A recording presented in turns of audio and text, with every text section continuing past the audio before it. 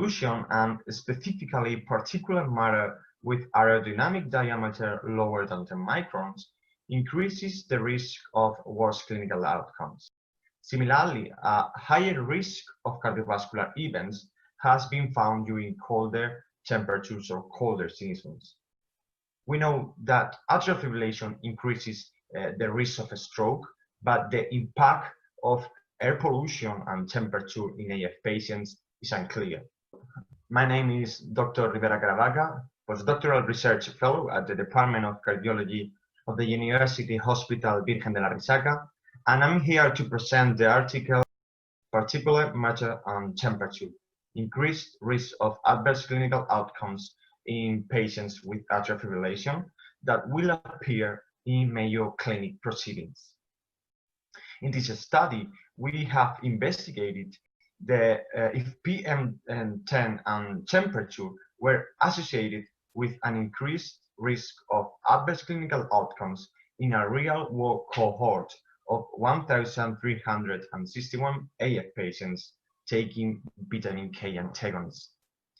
In summary, cost regression analysis demonstrate that high PM10 levels and low temperatures were associated with higher risk of major bleeding and all-cause mortality, even adjusting by CHASPAS or Hasbled scores.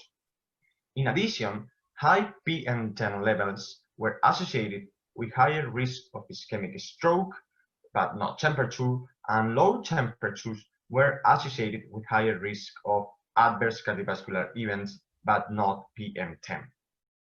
Regarding seasons, winter saw the highest incidence of adverse cardiovascular events, major bleeding, and all-cause mortality, and also ischemic stroke.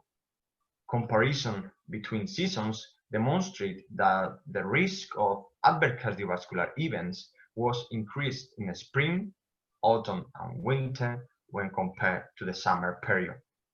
The risk of all-cause mortality was increased only in winter when compared to summer.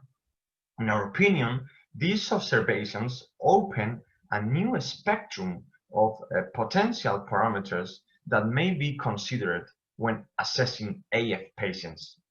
There is no doubt interventions focusing on the management of modifiable risk factors are needed. However, it is undeniable that the climate change has a direct relationship with our health. For this reason, a more holistic approach to AF management is needed, and attention also in these less common risk factors should be addressed. We recognize that addressing our findings may be a challenge.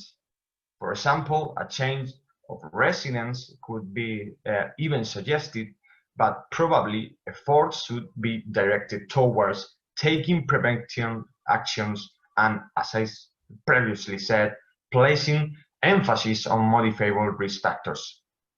Exposure to pollution and temperature could be determined by each individual's capacity to protect by themselves or by families and caregivers. This exposure may have social and economic implications, but an important action is protecting the planet.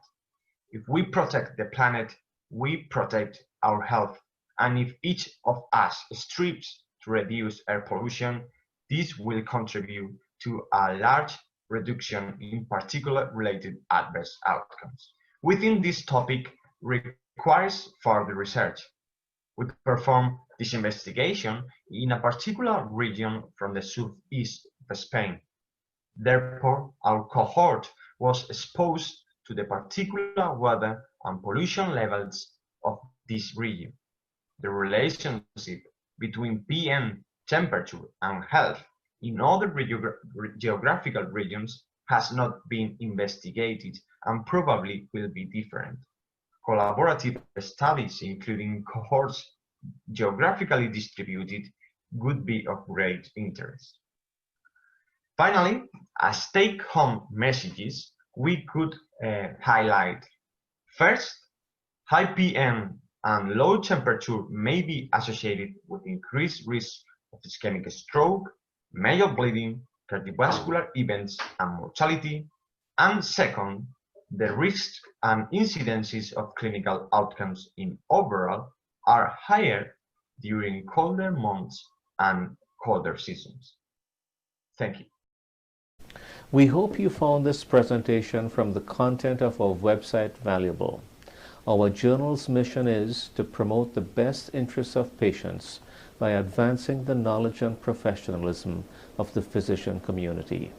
If you are interested in more information about us, our homepage is www.mayoclinicproceedings.org. There you'll find access to information for our social media content, such as additional videos on our YouTube channel or journal updates on Facebook. You can also follow us on Twitter. More information about healthcare at Mayo Clinic is available at www.mayoclinic.org. This video content is copyrighted by Mayo Foundation for Medical Education and Research.